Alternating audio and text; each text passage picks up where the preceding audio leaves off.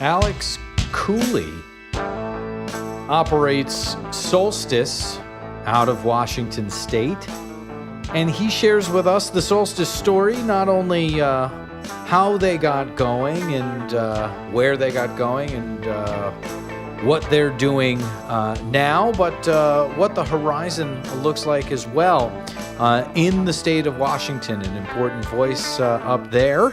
And so we thank him for his time. All right, so I pressed record and record one. Okay. Since I fought the law and the law won. But not that time. No, kind of won. Kind of we won. didn't lose. We have this nice private room here. Exactly. We're with Alex from Solstice, and we're here at NCIA and kind of moving around a little bit. Yes, sir. So Alex from Solstice, thanks so much for joining us. It's my pleasure. You operate in Washington. I do. Yep. We are headquartered in Seattle, Washington, and have been since inception of the company. All right. And not an easy place to do business. Well, I mean, it's been good and it's been bad, but it hasn't been easy. It never is, and I don't think it is for anybody. Right. It's just easier. Right. Yeah. So what we want to do is kind of go all the way back to the beginning, understand who you are. Yeah. Because who you are informs what you do. I would agree. And also then, once we understand who you are, we then should talk about what you do. Yeah. So, are you from Washington? Originally, I'm not. Originally, I was born in Georgia, but moved to the Seattle area when I was 12. So okay. I would consider myself a Washingtonian and very much so a Seattlite. Okay. It is home. Washingtonian and Seattlite. That's yes. how we do those things. Yes, that's our vernacular. Indeed. Yes. The parlance of our times, if you will. Indeed. So before we get to Washington, though, how much of Georgia do you remember? Oh, a great amount. Yeah. No, absolutely. I have been back since multiple times. I mean, I loved it. I lived in Savannah, Georgia, the majority of the time, okay. and then Hilton Head Island, South Carolina, which both are very, very, very beautiful places. Yeah, these are just beautiful, pristine, majestic oak trees, Spanish moss, intercoastal waterway. No, it's beautiful. No, I think I'm very fortunate. I look at it of my roots in the South, but my head's in the Northwest. So I have the principles of politeness and good posturing, but then I also have a very progressive agenda. There we go. Yeah. All right. And what age were you specifically when you moved? 12. I was 12 years old. Yeah. So you absolutely remember it. Oh, yeah. And it certainly wasn't your decision. It doesn't sound like. No, at 12, I was not making the decisions in the family. No. What? How did the family structure work?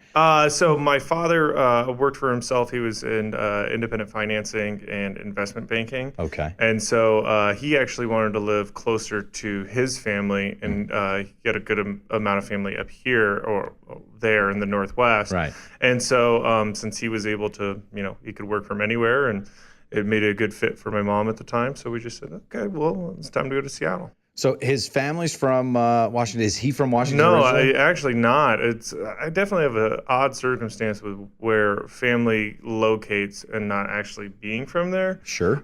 So he's actually from Louisiana, from Baton Rouge. Wow. But none of his family was really left there. They had all kind of gone their directions.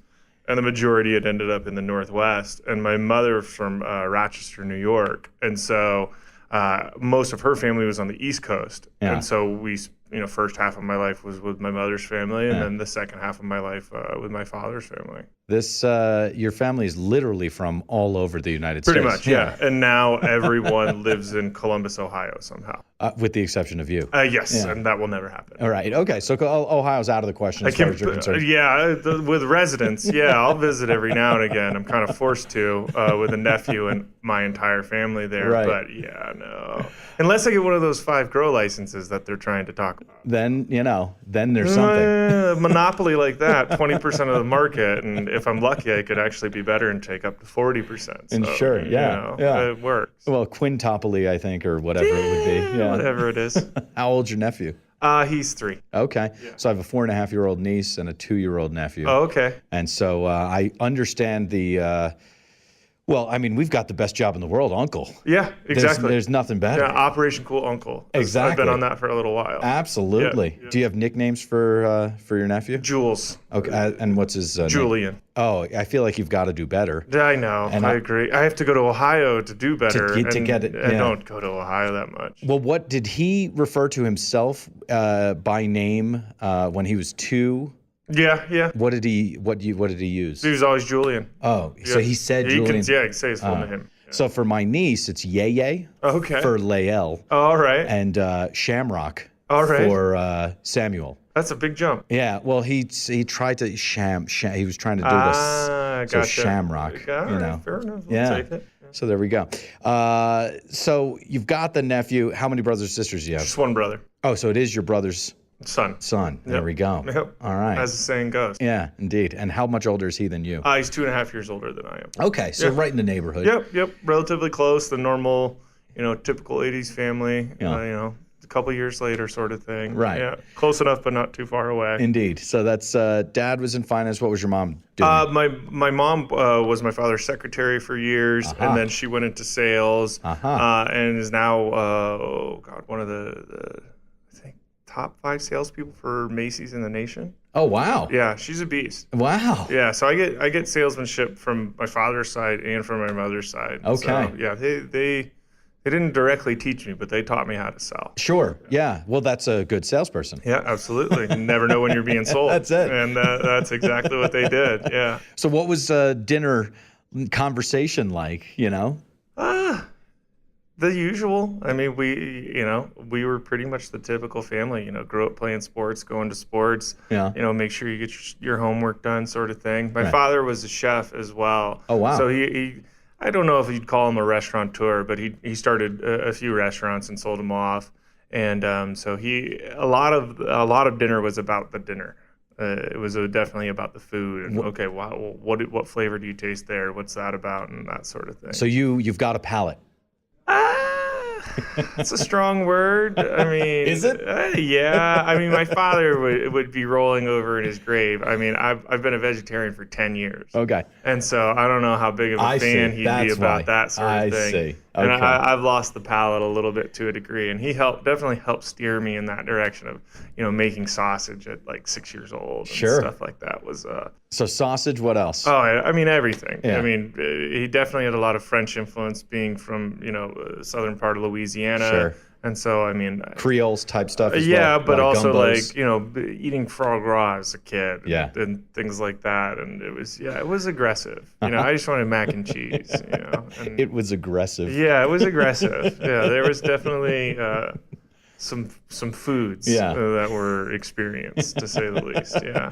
What else? If we're talking, wacky type stuff here, or not mainstream. I mean, nothing else really sticks out in my head. It's obviously some time ago. It sounds like but you're blocking it out. Yeah, I think so. I think that's definitely what happened. Well, Annie he realized I wasn't the most adventurous eater, so he just lied to me about it. Sure. Oh yeah, we were eating chicken, but we were eating quail actually, or we were eating pheasant, or things like that. Right. Yeah. That's how I ate duck for the first time. Oh, okay. Yeah, we were eating chicken. Yeah, it was chicken. Yeah. Why does this taste different? It's different chicken, isn't it? Yeah. And then my dad waited until we were done with the duck, and then he went quack. Yeah. What? Oh, so horrible. Yeah, exactly. I actually hated that delicious duck. It was horrible. God, I only hadn't eaten all of it. Exactly. Yeah. All right. So then, a lot of food. Okay. And then when did you become a vegetarian? I became a vegetarian at the age of 20.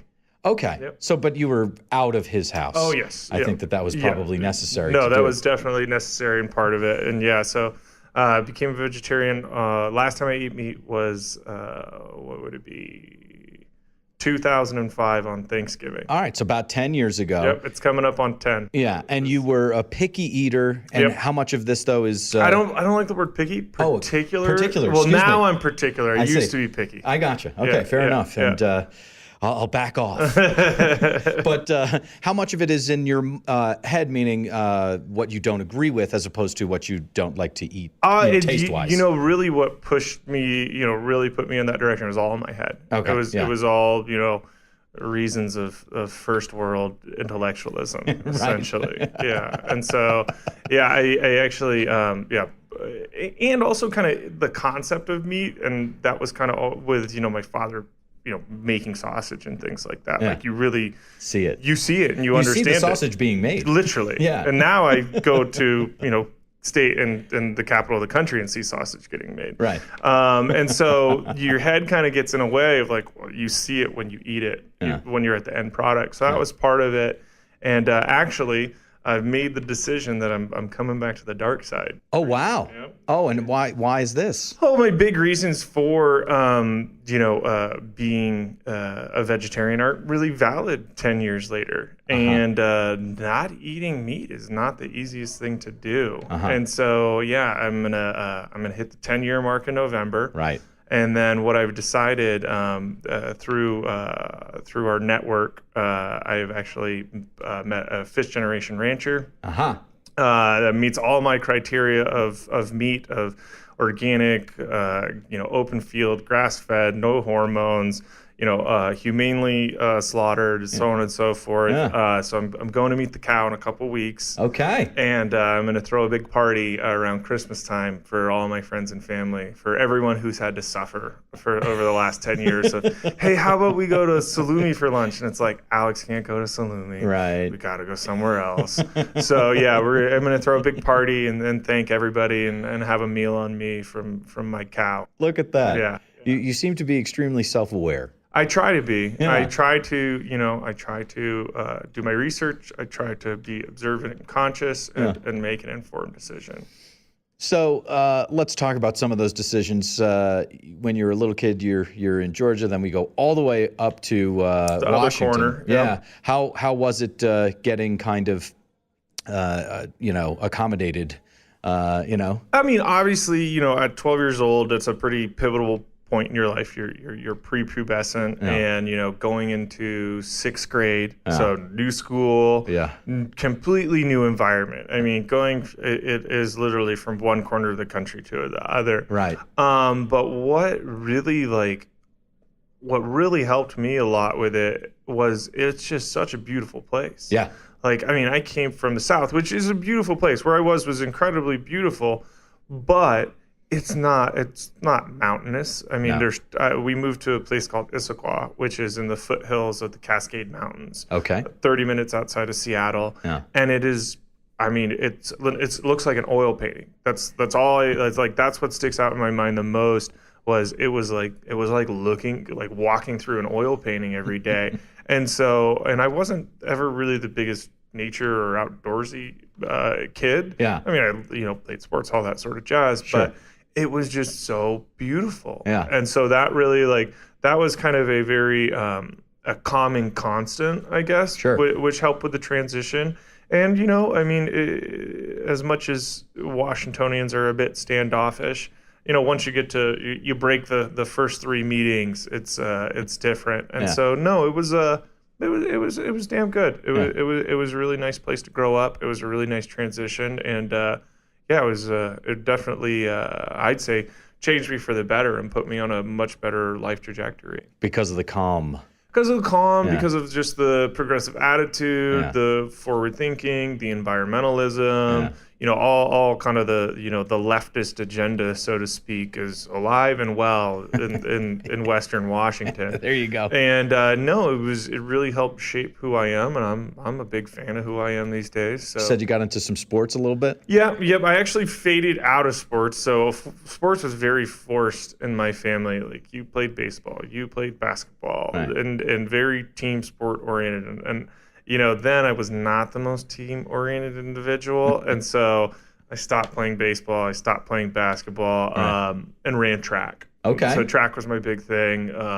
I went to state my freshman year. Wow. And I love to run and jump. What were your high jump was my thing. Oh wow. Yeah, I went to state for high jump. And I did short sprints, like 200 was really my race. Wow. I was pretty good at that, and then destroyed my back when I was 15 and 16. And so that ended because of the Fosbury flop. Yeah.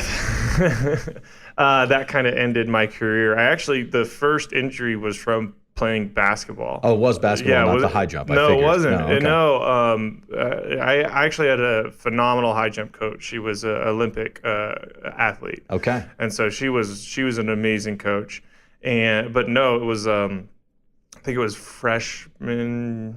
sophomore year of basketball. Yeah. I was starting to be able to dunk. Yeah. And so. Oh, wow. Yeah, and learning how to dunk and just forcing it basically. Yeah, right. I herniated a disc lightly in my lower back, and then that kind of started a snowball of realizing your vertebrae are a little wacky. Odd. Yeah. Not shaped normal, and then shortly after recovering from that and getting back onto the horse and training for track, got in a bad car accident. Yeah, so like I've dealt with a pretty the surgeons call it not a good spine. Okay. That's a technical term. I think that's the technical term they write on the charts. Sure. I've had not a good spine for half my life now. Ouch. Yeah. So what was the car accident about? What happened there? I was just coming back from an Indian reservation, buying fireworks, lots of stop and go traffic. Sure. And I was stopped, and a soccer mom minivan was not paying attention and rear-ended me going about 30, 40 miles an hour. Yikes. So I was dead stop, and they just... right into it. Yeah. Right into your wonky back. Yeah, right into my wonky back. And so that light fracture on one of my vertebrae as a result of it, and just, threw the whole spine off. Interesting. Yeah. And what kind of medication did they give you to get over that? Oh, boy, they give me some medication. Yeah, I definitely, I'm one of the many Americans who was overprescribed opiates. Okay. So incredibly overprescribed. And, when you get in an accident like that, you obviously, hurt. So going to doctors. Then lawyers get involved, and it's, you need to go to a lot of doctors. Sure. So you start going to a lot of doctors, and every doctor writes you a prescription. Right. And you're like, these are pretty sweet pills you got here. Right. And so that leads to abuse. That leads to addiction. Right. And so, I went kind of that path. Did you fall prey to it? Oh, absolutely. Interesting. Oh, yeah. How did that all work out? What did you get addicted? Oh, yeah, completely. Okay. Yeah, no. To what? OxyContin. Okay. In the end. For how long? I would consider myself like truly addicted to it for almost a year. Okay. Yeah, and that's, complete abuse. And that's past the pain. Oh, yeah. So there's no more pain. There's always pain for me. Oh, there is now. Okay. Yeah, I'm in so pain. if it's rainy. Yeah, right. I'm sitting Which here. Which it never is in Washington. Never. It always rains. Don't ever come. Don't ever come. Don't ever come. Don't ever come. They'll all tell you that. Yeah, don't ever. It's horrible. Always rains. Rude people. Yeah, they're terrible. They're very standoffish, as you said. Crime everywhere, and nothing but rain and gray skies. Right. So it was so in pain all the time. Yeah. And it is the true definition of chronic pain. It just sits there, it's around. Yeah. It becomes acute every now and again. And I just continue to use the painkillers, and I'm in junior senior year of high school, and get off of them. Pain comes back, get back on them, right. And then around 19 is when it got really bad. And definitely just, it wasn't even abusing prescriptions because they weren't prescriptions at that point. Right. They were prescription medications, but they weren't written to me. It definitely, I guess fell prey is a strong word because I was definitely a willing participant to it. Yeah. But getting those bottles very early on at 16 definitely steered me in that direction. Sure. And so what really, by the grace of my wonderful mother, we've always had a relationship where I could be honest about it. I'm like, look, this is a problem for me. Like, this is... You said that to her. Yeah. So you did notice it. Oh, absolutely. Yeah. No, I was... And you finally... What was the day? When did it come to a head? It just came to a head when, all you're doing is... literally, I was a drug addict. Right. I wholeheartedly acknowledged that, and right. I knew the direction I was headed. And, you read the stories of, okay, well, it starts with...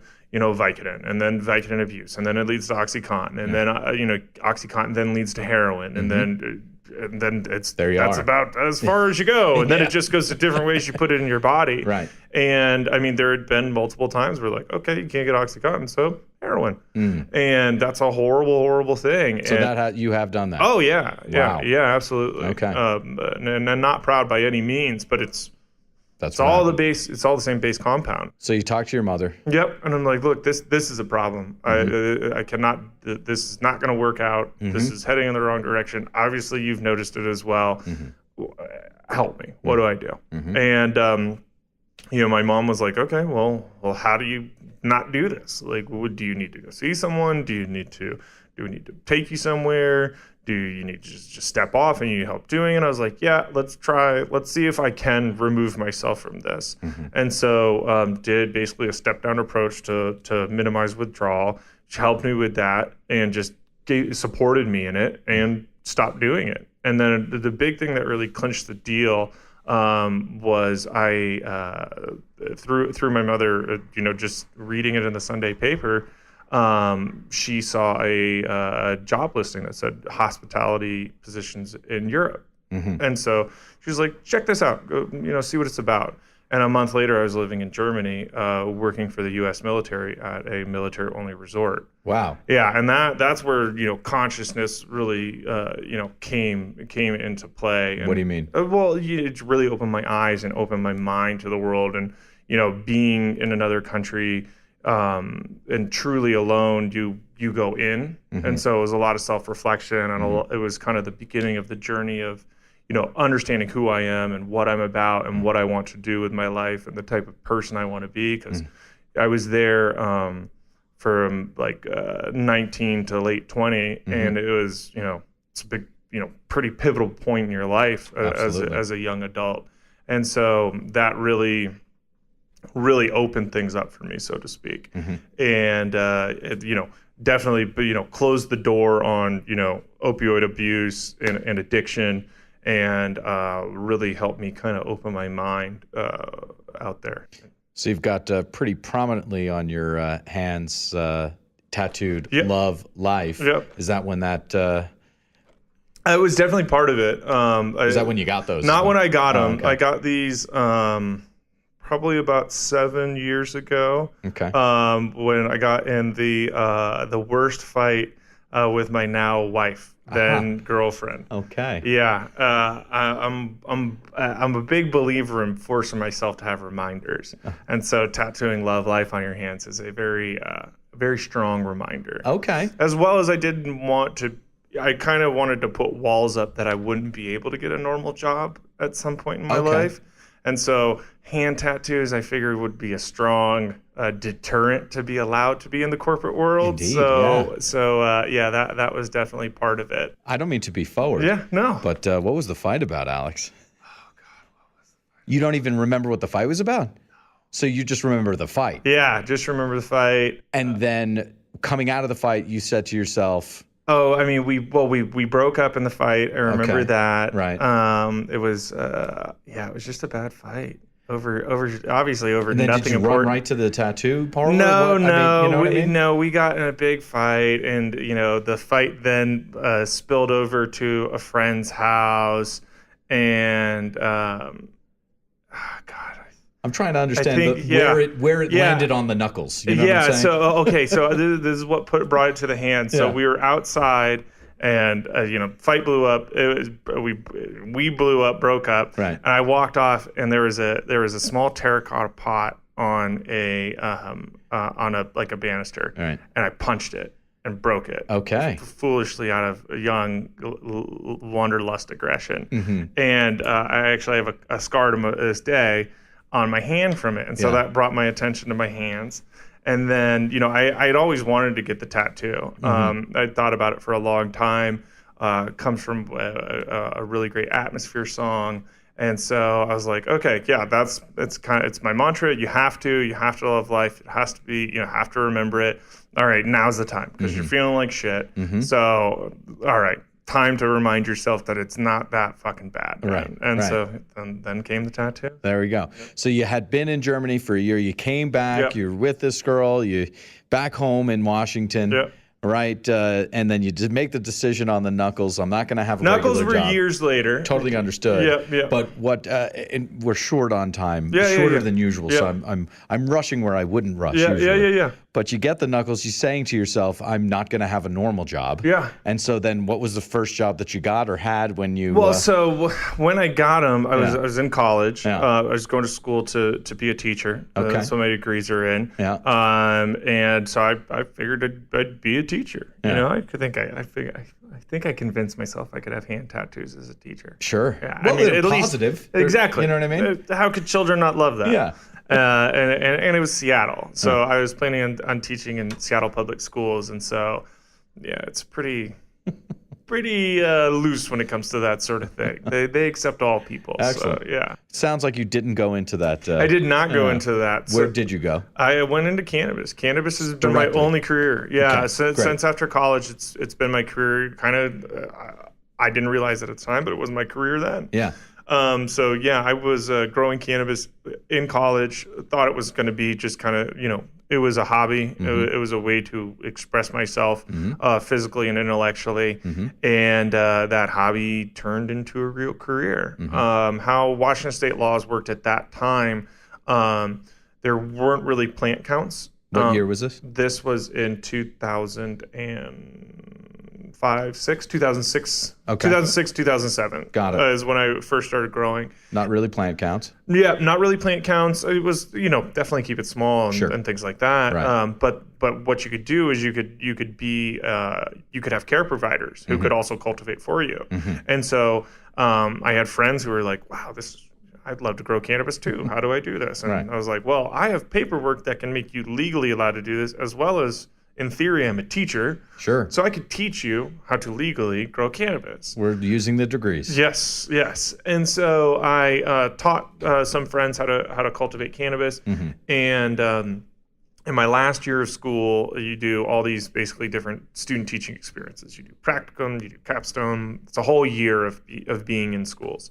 And in the fall of that year, I was at a great school in West Seattle, and I was having a great time, doing really good things, learning a whole lot. Right. And principal calls me into his office, and it's different as an adult when you work there and you get called into the office.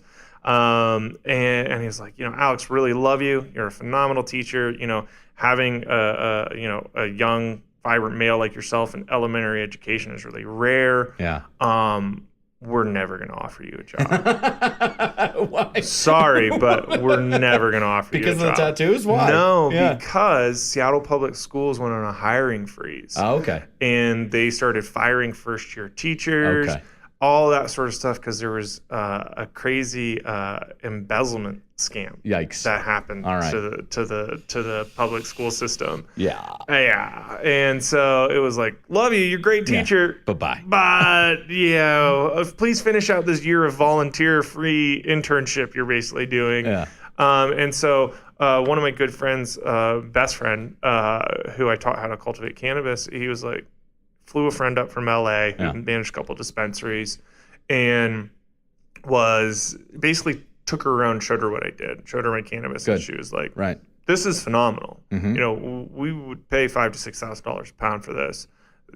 This is great. You have a gift of what you do. Okay. And so a friend, takes me out and he goes, look, man, obviously you can do this. We could do this like for real. Like we could do this as a job. We could build a company on this. We could help a lot of people and make a lot of money. And I was like, well, my options are a little limited right now. So let's take a look. Right. And so we spent the next 9 months doing due diligence, going to California. We were, so close to buying a farm in Santa Cruz, and didn't see Washington State for what it was. We thought we had to go to California, right? Because at that time, this is about 2008, 2009. There were no dispensaries. I mean, there were 3, but it was a handshake and a nod, and you. The old school days in Vancouver, BC, with emery spots and everything. It's like, all right, walk down the duct tape line, and then stand at the X, and then When someone whistles to you, you then walk to the guy with the tackle box. Yep. Like it was that type of thing. Day 2 of Cannabis Economy, by the way, is going to be at Mark Emery's headquarters. Oh, really? Cannabis culture headquarters. All right. Absolutely. I will have to be there for that. There we go. And day 1, of course, is Four Seasons because of the corporate side of things. Yeah. So, all right. So you land in Washington. Yep. How did you make the decision finally? The world always pushes you in the right direction. Yeah. And so my great friend, he was coming back from California, and we had, through our efforts, we had met a great person who was making glycerin tinctures. Okay. And we had never seen glycerin tinctures before. And so my friend was bringing some tinctures back with him, and in Southern Oregon gets pulled over and catches a felony. Okay. Yes. And so investor gets scared. Yeah. And reasonably so. And so he was like, "Look, man, I just don't see us going to California." Nope. Okay, well let's do Washington then. We're here in Washington. Let's do Washington. So that's what made us decide. And it was very serendipitous because that's when things first started to really happen in Washington State. And so we basically were like, okay, well, let's do that plan here. And everything was very scaled down. And what we realized very quickly is that to do one thing, you had to do many things. And so first we opened an authorization clinic. Then we opened, we had our consulting, which basically ran grows, which is what I was in charge of. Right. And then we opened kind of the first public dispensary in Washington State, Conscious Care Cooperative. Okay. In 2009. And then we had other stuff like we offered merchant services to people and software because you just couldn't get it. So if we went out and found it, it's how do we monetize our efforts into this? Right. And so 2009, 2010, into 2011, trying to run in all these directions, opening more stores, building more grows, and having, 5 directors trying to run it and, raise capital for it. And it was just in so many directions. Your father could tell you that's too many chefs. Way too many chefs, way too many cooks in the kitchen, as well as I'm being a grower for, the majority of my life. Right. I'm a very paranoid individual because I have the plants and I have the lights on and I'm the one who gets caught with the bag. I always felt like, right. I definitely, I know what it's like to peek out of blinds a lot. And so I'm very much so, no, we have to take what we believe to be the letter of the law and then go even further. Indeed. And not all my partners felt that way. And they were making some decisions that I would not make. And, DEA doesn't care about that. They don't care that I didn't sign off on the decision. I didn't say, right. Yeah, they no fucks given about that on their part. And so I was just like, this is just not comfortable with this. I feel like I'm risking my freedom more than I would be otherwise. Yep. I don't like the lack of focus. We're going everywhere and we're doing everything at 75%. And so at that time I was kind of put myself out, I let my mind go like, look, I'm kind of a free agent right now. Yep. Let the world tell me what's available to me.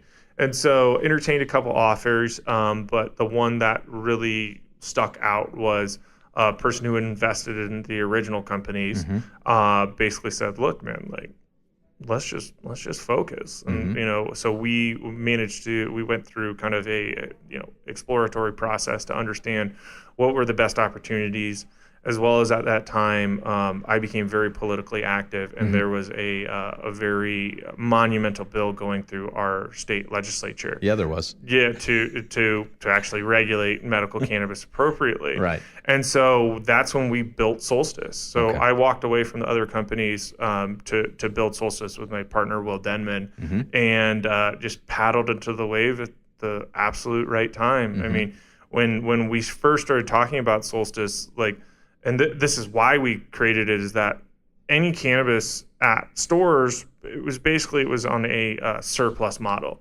So it was, as one patient, you could grow 15 plants. As a patient and a care provider in some municipalities, you could grow 30. Right. And you would take your excess crop and you would provide it to a dispensary or an access point. And that's not how a normal supply chain works. There's no other supply chain that works like that. No. And so we, and as well as, running the dispensaries previously, like it was really inappropriate. Like you'd have people coming in with, QP stuffed in their coat and say, oh, this is blah, blah, blah, blah, blah. And then you're standing across the counter from, a 52-year-old woman with cancer and saying, this is a legitimate medication. But for all I knew, this guy grew it next to his cat litter box in his basement with mold everywhere. Like that's not medicine. No. And so that we wanted to go the absolute opposite direction.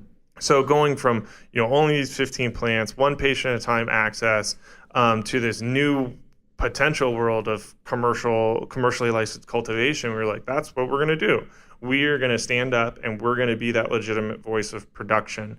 And because at the time there were no brands for growers, you couldn't name a grower publicly, because they just didn't exist. And so we really, took Steve D'Angelo's charge of out of the shadows into the light very serious. And so that's why we built Solstice, and that's why we named it Solstice, because Solstice is about the change. It's about taking it from what marijuana was to what cannabis can be. And we've worked very diligently at that ever since, and basically we've volunteered to set up hurdles in front of ourselves and then jump over them or stumble over them at times. It's the way to do it. So you get the vote in 2012.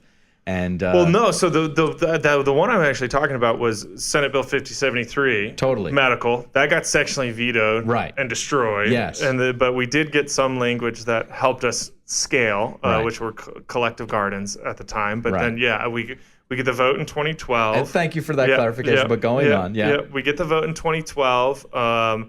Good friends with Allison Holcomb, the author of it, as well as Pete Holmes, our city attorney, who was a big champion of it. And honestly, man,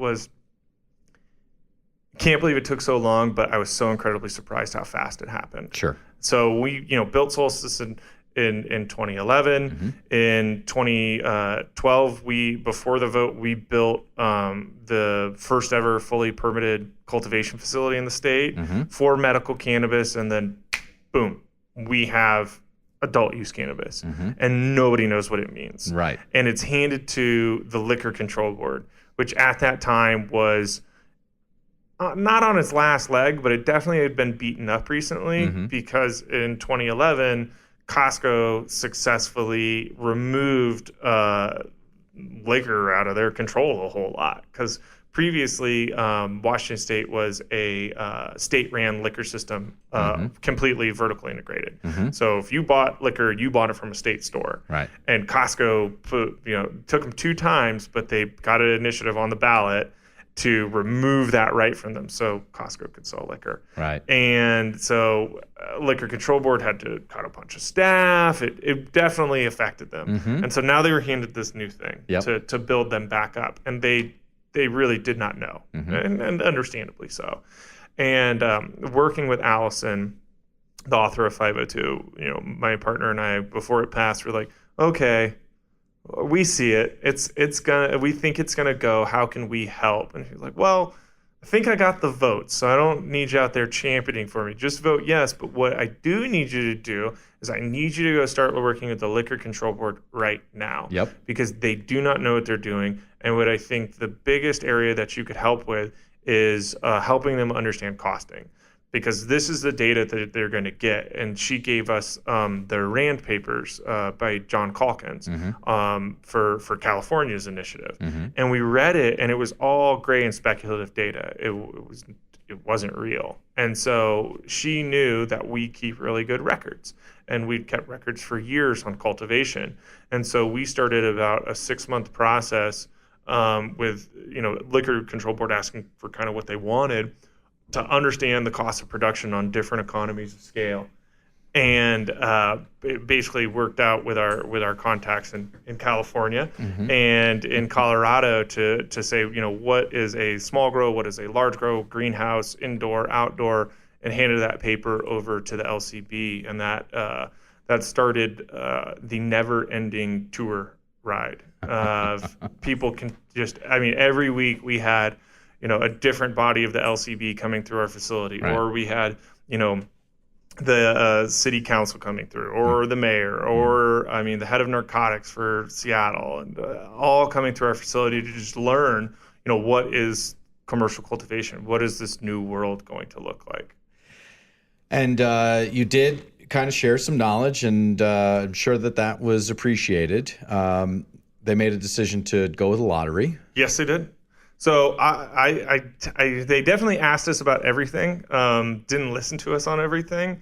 And as being, cultivation, they didn't really talk to us too much about the lottery. Mm-hmm. Like I had actually got to defend our paper to Jonathan Calkins in our facility. Uh-huh. So we had Rhiannon and we had Botech through and Mark Kleiman and everything. And they were always just talking to us about cultivation. And like, just, I don't know if you've ever met Mark Kleiman, but I've spoken to him on the phone. He is an intellectual, as I'm sure you experienced. Oh, sure. And so these just crazy conversations about, well, what if we cap everyone by weight of milligrams of THC that they could produce? Mm-hmm. And I'm like, Mark, that doesn't really... That's not how humans... That's not that... Yes, it's a measurable thing, but like, you can't run a company off of that. It's not like it's not like one part of this and one part of this equals 2 milligrams of THC. So, but they never really got into the lottery with us. Yeah. And obviously it was a mistake. The Liquor Control Board now admits that it's a mistake. Yep. It looks like that is going to be, it's going to be wiped away in history a little bit because we're moving forward now. Yeah. So we're short on time. Yep. So what I would love to do is talk about now. Yep. And you yesterday kind of gave me the quick version. Yeah, can you do that again? Tell us what's exactly happening right now. Right now, we just had 2 bills pass our state legislature, Senate Bill 5052 and House Bill 2136. 5052 essentially regulates and for those of you who can't see me, I'm doing finger quotes. It regulates medical cannabis. Because we have not had a regulated medical cannabis system, though we have hundreds, if not thousands, of access points and such in our state. Right. It's really heavy-handed, and I understand why it's heavy-handed because it took us 5 legislative sessions to finally get something passed. It takes a lot of rights away from patients that they previously had. It's reducing plant counts. It's reducing amounts that you can have. We now go to a air quotes again, voluntary registry. Mm-hmm. If you do not go into the registry, you don't have arrest protection. You can't have increased plant counts. It's pretty limiting. Mm. But you also have to understand that we had probably one of the most progressive, unregulated medical cannabis systems in the country. Absolutely. That we had 15 plants. We could possess 24 ounces of cannabis just as an individual. So it was definitely pretty aggressive, as well as someone created this thing called the aggregated collective garden model, which allowed us to scale up to thousands of plants of cultivation. And so that was taken advantage of a little bit by some folks. Mm-hmm. And so it's definitely, we're kind of in a backlash period that, coupled by the fact that some individuals who got into adult use cannabis were not as successful as they thought they would immediately be. And everyone loves a scapegoat, so they point to medical marijuana and say that this system is broken.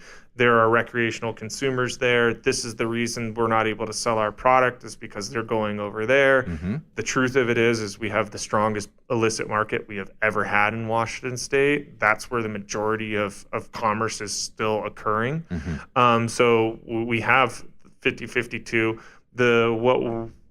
Myself, my trade association, we worked for very hard. Name it, just Northwest Producer Processors and Retailers, as well as Cannabis Coalition for Standards and Ethics. We worked very hard to defend patient rights and the rights of the medical cannabis industry. And so what we managed to accomplish was that 5052 is supposed to transition all legitimate individuals, that's patients and providers, into this newly regulated system without negatively impacting patients or providers. So legitimate retailers get to transition and get a retail license. legitimate producers like myself get to transition and have a new production license. And the goal in this next year, because we literally have till July 1st of next year to do all of this. Literally 1 year Literally from today. 1 year from today. So talk to me in a year and see if I still have my eyes in my head. We have 1 year to transition this, and my main goal is to make sure that true legitimate patients aren't victimized as a result. Mm-hmm. So that's our whole thing we're figuring out with rules. Hopefully it's better this time with LCB. Then the other bill where we're at right now is 2136, which was a 502 fixer, a recreational fixer, which I think is really positive. It kind of levels the fields, because where we were at is we had an incredibly unregulated, kind of lower end medical system and an extremely over-regulated adult use system. And now we're kind of balancing the scales a bit. Mm-hmm. So what 2136 does is it collapses all of our taxes. So for those of you who don't know, our tax system is insane, to say the least. It's 3 levels of 25% from producer to processor, processor to retailer, retailer to consumer, plus retail sales tax. Sure. And there's no breaks between systems. So like you could actually have a compounded tax of over 80%. So we collapse it all down to one tier of a wonderfully low 37%. Which is insane, again, but at least it's lower. And it's way lower. And it's at one point, as well as what it does is how our law was written as an excise tax. The taxes that you collected for excise and paid to the state was subject to 280E tax. So it was not deductible. So retailers would have to pay tax on tax. Sure. Because the IRS considers that excise tax income. Yeah. Okay. So one word got switched to fix that. Yeah. It fixes proximity. We have an extremely aggressive proximity situation where the federal government cares about schools, playgrounds / parks. We can't be 1,000 feet near a school, playground, childcare center, youth center, arcade, library, transit center, and another one. Any place that there's more than 2 people. Pretty much, yeah. So we're not allowed to be anywhere. Yeah. And in a very progressive place like Seattle, there's parks everywhere. There's libraries everywhere. Right. And so that really strengthens the illicit market, because people want convenience as well as they want good price. So with a high tax structure and no stores near you, you just call up the ad in the back of the weekly and you get it delivered to you. So we fix that. Municipalities can now reduce that, but they have to maintain the federal numbers, the 1,000 feet for schools and parks, playgrounds. And it also, we tried to get preemption, local preemption protection. So municipalities could not just directly ban. They had to bring it to a vote of the people, but we did not get that portion. So we're still having the patchwork component. So really, I mean, the future of Washington State, and whether we go down in history as how to do it right or how to do it wrong, really falls in on the next year. Yep. Like it's the rules and regs and how we do this transition process. It we'll really understand in about a year and a half, but help us. I mean, it's going to be I'm going to get some gray hair this next year. Well, we'll be checking in with you quarterly. How about that? That works for me. All right. And we've got 2 final questions. All right. And again, we're short on time, so sorry about that. But the 2 final questions that we always ask everyone is, 1, what has most surprised you in cannabis? And 2, what has most surprised you in life? So what has most surprised you in cannabis? Understanding that you're operating in Washington, which, as they say, you are building the plane as you fly it. Oh, yeah, we are. Oh, well, if you call what we're doing flying, falling is a bit of what we're doing. Okay, fair enough. But we are off the ground. Yeah, you're falling forward. Yeah, 2 feet down, 1 foot forward.